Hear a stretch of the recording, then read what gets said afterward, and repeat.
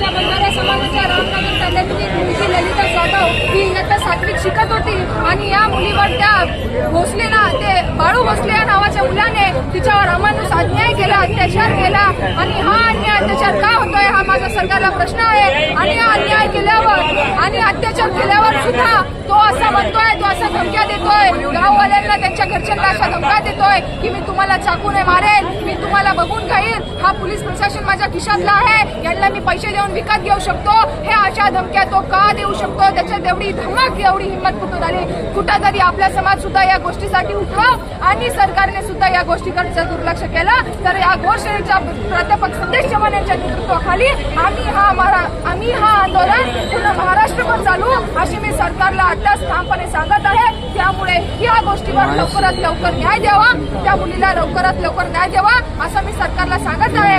आणि गोर बंजारा समाजाला सुद्धा सांगत आहे की भैया जागे हो, अब तरी एक हो, कारण आज वेळ आपण समाजे पैसा आपण समाजापाशी काही घटना घडकीचं पण हे पण होईल। आणि हे जे आहेत त्या मुलीचे वडील आहेत, त्या पीडिताचे वडील आहेत, यांच्यावर काय यांच्या मनावर काय पीडत असेल आता हे गोष्ट तुम्ही लक्षात घेतली पाहिजे। मेरे मनात काय पड रही है? जोर छोड़ी बलात्कार करत म्हणून धमकी देण्याचं वरती केरीचो जागे हो, आवाज उठाय, धमार तांडेरवाद हम आगे जाया, घोषणा आगे जाया, वरती आवाज उठाव, आवाज उठवा, एवढंच बोलून मी इथं थांबते। आणि त्यामुळे सरकारला सुद्धा सांगत आहे आम्हाला तळागाळाने जगण्याचा प्रयत्न करू नका, कारण आम्ही आवाज उठवल्याशिवाय राहणार नाही। जय गौर, जय सेवालाल, सेवालाल महाराज की जय, सेवालाल महाराज की जय, सेवालाल महाराज की जय।